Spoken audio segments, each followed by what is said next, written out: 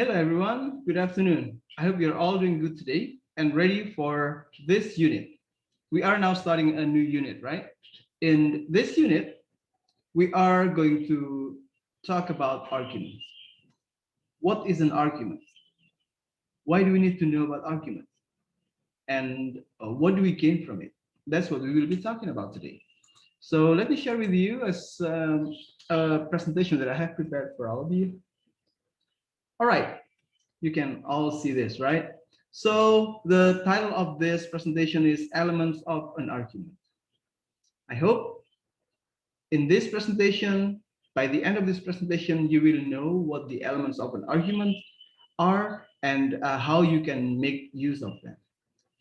First of all, however, let me share a quote that I read about by Andrea A. Lansford. For Lansford, everything is an argument. Whatever you write, whatever you say, whatever you wear, whatever you do, that's an argument. If you wear a red t-shirt, that's an argument for some people. For some people who can read, a red t-shirt can mean a boldness. Wearing a red tie, like Donald Trump, is an argument. It's another type of boldness, another expression of boldness. Wearing sneakers at work is an argument. Wearing probably sarung in a very formal ceremony, that's an argument. So basically anything can be an argument. And today we are going to see several types of argument, and we will be going deep into at least two types of argument today. But before going there, I will need to show you that at the end of the course, I hope you will all be able to, first of all, identify the elements of an argument. And I hope by today you already know what the elements are. And after that, you also will be able to identify the main arguments of a text, any type of text, sometimes including visual texts, okay? And the third one is, I hope by knowing the argument, the elements of an argument, knowing the main argument of something, then you will be able to know to decide at least the strengths and weaknesses of an argument. This is what we call as critical thinking skills, right? If you can weigh whether an argument is strong, whether an argument is weak, then you can be considered a critical person.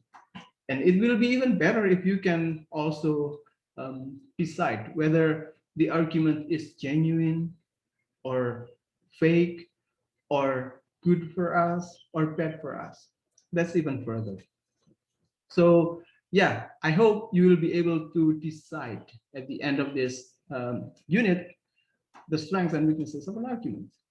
And the fourth one is, I hope you will also know the rhetorical situation of a text. Every text, when it is made, when it is published, has an audience. Now, in the interaction between the text and the audience, there is what we call rhetorical situation. You will know the basic assumption of the writer, or what beliefs that the writer holds. And also you might be able to also find out the hidden agenda behind the writer's intention in writing the text. That's the fourth thing that I hope you will start knowing by the end of this unit. And finally, I need, I hope you will be able to evaluate those arguments in a text, in an article maybe, and then you present the result of that evaluation so that people can also know that the text actually argues for something, and the text might be made under the assumption of one thing and another, or if you are even deeper, you might be able to find the hidden agenda that the writer has. And being able to present the result of your critical thinking is one of our course objectives, remember? Right, now let's go to the first type of an argument. Basically, Lunsford says that everything is an argument, and that can be quite confusing for us, right? But instead of making it confusing, let's say argument can mean several things. For the purpose of this course, I limit the understanding of argument into only three types. The first one, the most common one, argument is a type of writing. And I'm quoting this from WordNet. WordNet is a web-based dictionary. According to WordNet, argument is a type of writing in which reasons are advanced, reasons are proposed, and usually this type of writing goes against something, argues against something. For example, there is an article that argues that Malang should be a city of flowers, not the city of education. And in this article, the writer proposes that flowers can make life more beautiful, and when life is more beautiful, people will be happier. And now, during the pandemic and after the pandemic, people's happiness is of the essence. It is the most important thing in life. So instead of making Malang a city of education, let's make Malang a city of flowers. That's an argumentative article or argumentative essay where the writer proposes that Malang has to be considered a city of flowers. And it goes against the argument that Malang is a city of education. Okay, that's one, a type of writing. The second one, argument, is also any opinion that anyone makes. It is the general understanding of an argument. And this opinion can be various. It can be written, like in an article. It can be maybe spoken in a discussion. And it can also be visual. And this argument doesn't necessarily have to be an argumentative essay. The argument can be an informative essay about something, and it is an opinion of the writer, then it is an argument. Basically, again, this understanding of argument is a wide understanding of argument. It's a broad definition of argument. It is anything that you say, that you present, that you maybe write. Okay. So again, it's a statement of opinion.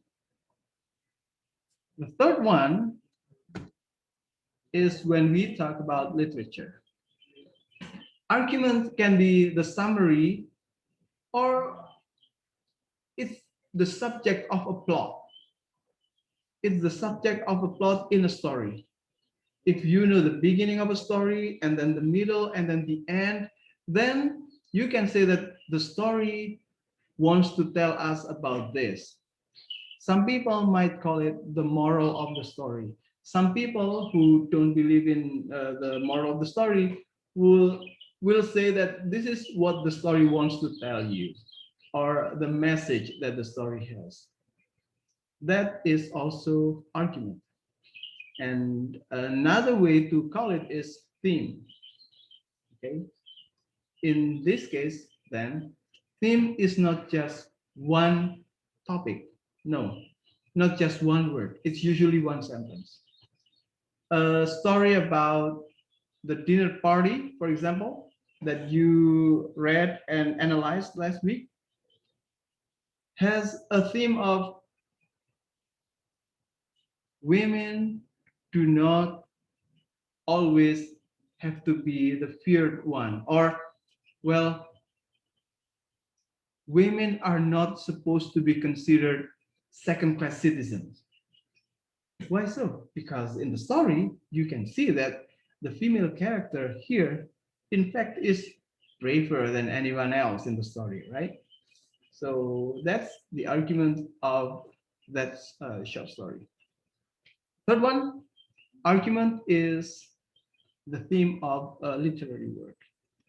Now, let's go to what we need to discuss today. And what we need to discuss today is argument as a type of writing, and later on, argument as a statement of opinion. Okay, first of all, argument as a type of writing usually has a lot of elements. And when you want to say whether an argument is strong or not, there are so many reasons, and not everyone knows that. But Stephen Tolman helps us in knowing what makes an argument good, what makes an argumentative statement good, and what is it. Tolman divides an argumentative essay into several parts. Or let's say that for Tolman, there has to be several elements of in an argument for the argument to be considered strong. And what are they? First of all, Tolman has this, well, I would say formula. Yeah. For Tolman, the first thing that an argument has to have is claim. Claim is the statement of your opinion. Like in our example, Malang is, or Malang needs to be a city of flowers. The second element is evidence. After making the claim, you give the evidence. The evidence is basically an example that you propose to back up that claim, to support that claim. And the third one, the evidence alone or the example alone is not enough. You need warrant, which is the explanation of that argument, of that evidence. Warrant makes your evidence reasonable. Without a warrant, your evidence is just like one example you propose and it cannot do anything. You need to make the connection between the evidence and your claim. Okay, warrant is the explanation. Explanation for what? To make that evidence, well, relevant to the claim that you make. Later on, you need backup a statement to show that your, well, that the backup basically is proposed to make you look strong. Okay, the speaker or the person who makes an argument needs to be backed up as well. Backed up by what? By maybe showing that you are a credible person because uh, you have a degree in certain fields. If you have a degree in psychology, then it is possible for you to make a claim that flowers can make people happy. Okay. Next, rebuttal is important. Rebuttal is the is acknowledging, recognizing that there might be a different opinion, an opinion that is not like yours. It is okay to show that there is an opposing view, as long as you present the last one. You present a qualifier, which is an answer to that rebuttal, an answer or a backup that the other opinion given by another person is, well, not better than my opinion. That's basically what you do in a qualifier. So the elements of an argument that people need to have in order to make a strong argument are, first of all, you need the claim, then you need the evidence, you need the warrant, backup, rebuttal, and qualifier. I know there are too many, right? So instead of talking about all the six, then Tolman actually helps us by saying that these three first elements alone, claim, evidence, and warrant, are enough for an argument to be strong. Okay, are you ready for some example? Okay, let me give you an example now. Before that, let me just review. A claim is a statement of opinion. Evidence is the backup for the claim, an example or backup, yeah. And then warrant is an explanation to make that evidence relevant to the claim, and so on and so forth. Okay, we're not going to talk about the rest. We only talk about the first three, and I hope you know that these three elements alone can create a strong argument. All right. Now, this is an example that I would like for you to read. Okay. This is an article published around December 2020 when the COVID-19 outbreak just started. It was not even pandemic yet. So this is what it says. The new coronavirus resulted from the mutation of an earlier coronavirus. Viruses can change over time. Occasionally, a disease outbreak happens when a virus that is common in an animal such as pig, pet, or bird undergoes changes and passes to humans. This is likely how the new coronavirus came to be. This is a short paragraph, but I'm using this as an example because it has the necessary elements of a strong argument. What are they? First of all, we have the claim. And what is the claim here? What do you think? Yeah, the claim is that the new coronavirus resulted from a mutation of an earlier virus. Right. This part is the claim. Then they give evidence. The evidence is the fact that viruses can change over time. Really? Yeah, viruses can change over time. To make that evidence stronger, the writer proposes an explanation. Occasionally, a disease outbreak happens when a virus that is common in an animal and so on and so forth. This warrant is basically a wider explanation that makes your evidence relevant to the claim you make. Without a warrant, the evidence cannot really support it because people still want to know more about the evidence. So for me, this is a strong argument, although it is in only less than what, 50 words, I believe. All right, that's one example. This is another example. You can pause and read it and find out where the claim is, where the evidence is, and where the warrant is. Hold it for you, and this will be your first assignment. Do it with your group, okay? And now I'm just, for the sake of good time, I'm going to show you a visual text that probably you can use as an, well, as an entertainment probably. So this is a text. It's a poster. It is probably a meme, and read it and decide what the argument is. What is the evidence? What about the warrant? Where is it?